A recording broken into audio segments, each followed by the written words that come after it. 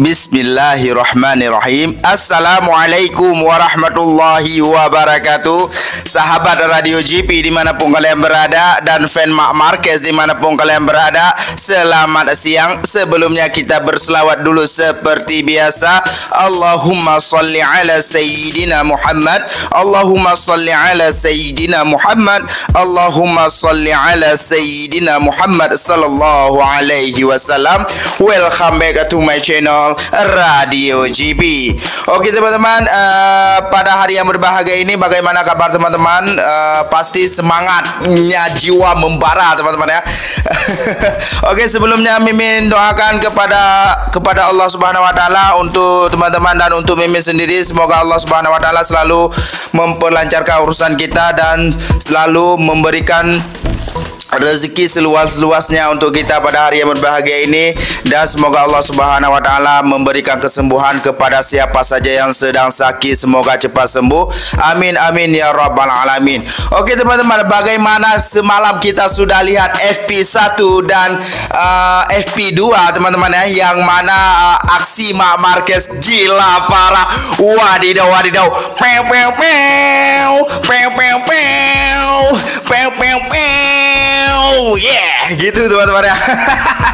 Oke, yang mana aksi Mak Marquez kemarin memang sangat menggemparkan. Bahkan bukan kemarin saja yang ingin Mimin katakan ya, aksi Mak Marquez memang setiap hari memang menggemparkan. Bahkan berita tanpa Mak Marquez rasanya hambar, seperti kuah tanpa rasa ya. Itu seperti kuah tanpa garam gitu istilahnya teman-teman ya. Apalagi puasa-puasa gini kebanyakan masakan mungkin tawar ya. Kalau bukannya ahlinya ahli ya, bukan ahlinya mekanik ya, ahli mekanik biasa teman-teman ya. Orang pindah dari tak betul ke betul, ini dari betul pindah ke tak betul.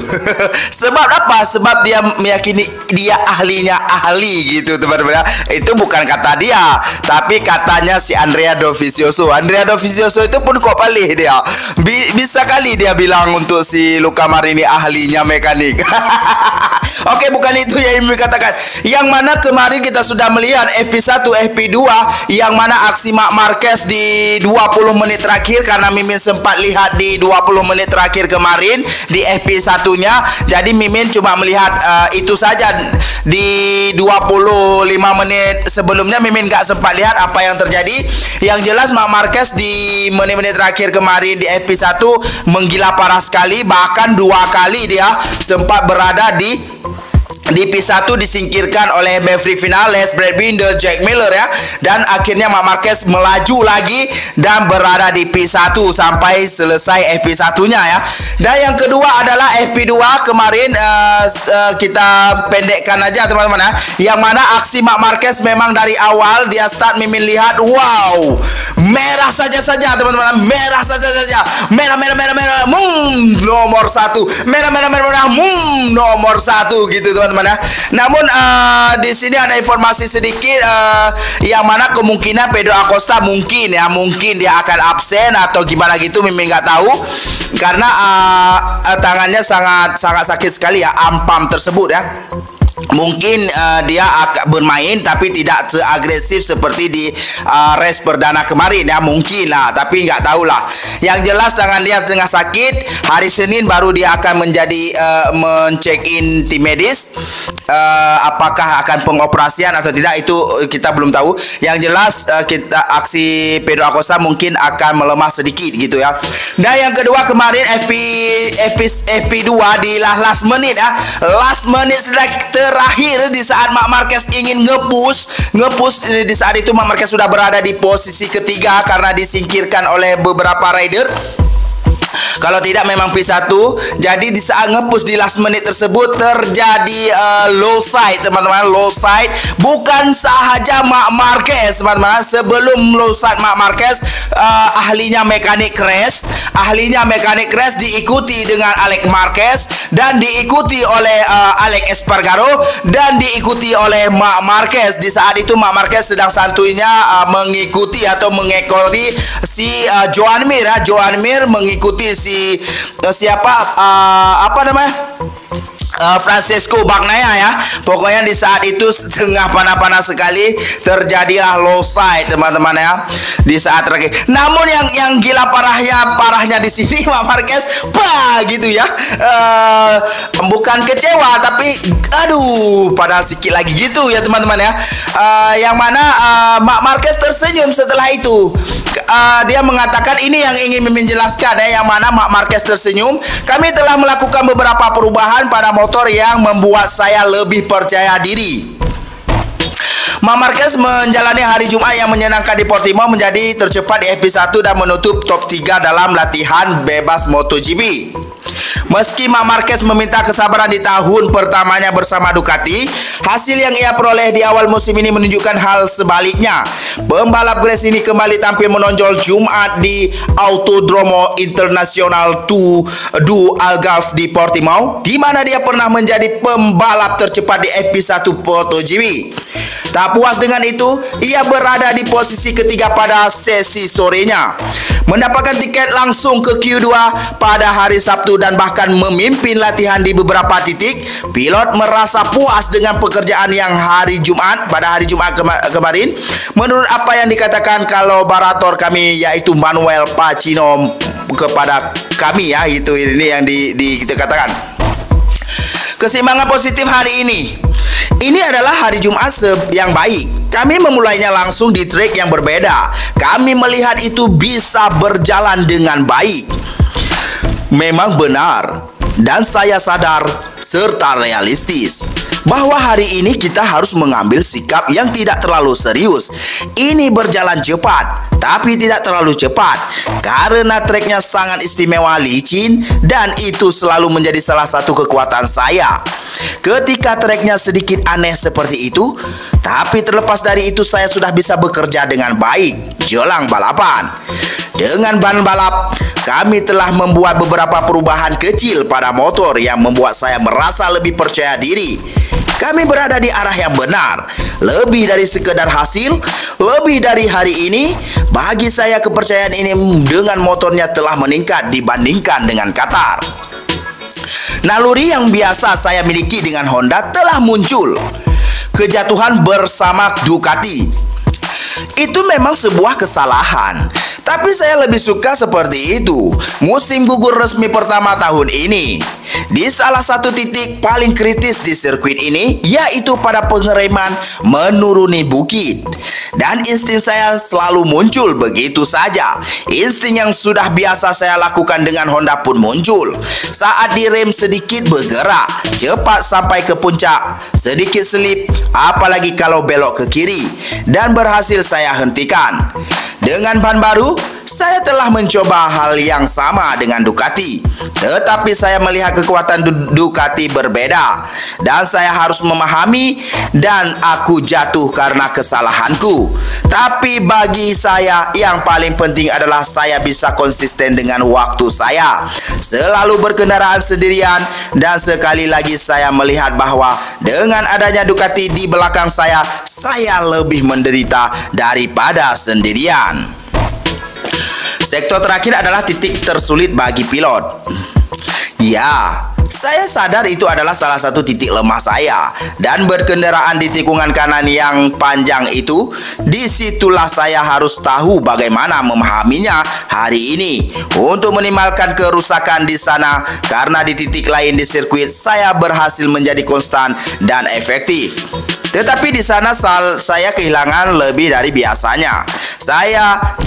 Mari kita lihat apakah alih-alih 2, 3/10 kita bisa kehilangan 1,5, dan ini akan membuat saya bisa lebih dekat lagi. Tidak pernah baik untuk terjatuh, tapi ini harus dilakukan. Marc Marquez mengambil sisi positif dari crash-nya tersebut. Baiklah, coba kita lihat. Jatuh tidak pernah baik. Jatuh itu buruk. Tapi Anda harus jatuh. Dan semua orang jatuh. Dan sebagian besar kegagalan terjadi pada menit-menit terakhir latihan. Dan pada latihan kualifikasi tersebut, karena sudah mencapai batasnya, dan ketika Anda tahu bahwa Anda melaju dengan baik, dan Anda tersalip seperti yang terjadi pada saya tetap mencoba masuk dan terjatuh. Tapi, hey, itu juga fase yang harus saya pahami. Yang terpenting saya mengalami musim gugur ini dengan baik, karena itu bisa terjadi dengan sempurna dalam balapan. Karena saya telah melakukan gaya manuver seperti itu berkali-kali di masa lalu, dan saya pikir di sini saya harus lebih berhati-hati. Selangkah demi selangkah tingkatkan sensi dan Anda bersama Ducati. Bagi saya hal terpenting adalah kami telah melakukan perubahan setup yang membantu saya. Kita sedang dalam proses yang setiap saat kita juga harus menemukan arahnya. Di Qatar dia mengemudi dengan tanda kutip secara konservatif, namun hal ini tidak bersifat konservatif. Hal ini disebabkan oleh kurangnya rasa percaya diri, kurangnya pengetahuan, dan di sini kita telah membuat perubahan dan dalam tatanan kecil, tapi itu sedikit membantuku, dan kami harus menemukan arah ini agar bisa melaju lebih cepat, karena saya rasa masih ada ruang.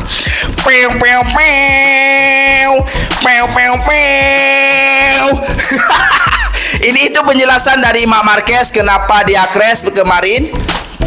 Intinya di sini adalah kita harus jatuh gitu ya. Namun rider lain mengatakan melaju itu nggak perlu jatuh gitu ya. Seperti Francesco Bagnaia mengatakan begitu. Padahal Francesco Bagnaia itu belum 100% mengeluarkan kecepatannya tersebut. Tapi bagi dia itu sudah cepat gitu. Bagi Marc Marquez itu belum 100% cepat gitu ya. Makanya kejatuhan kemarin adalah hal positif bagi Marc Marquez ya. Dan di sisi lain Bastian ini di antara rival saya, Marc Marquez memiliki sesuatu yang lebih daripada saya.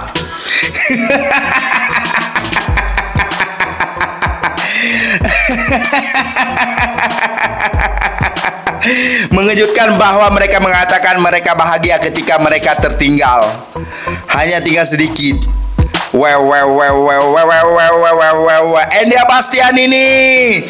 Enea Bastian ini sudah mulai ketar-ketir teman-teman.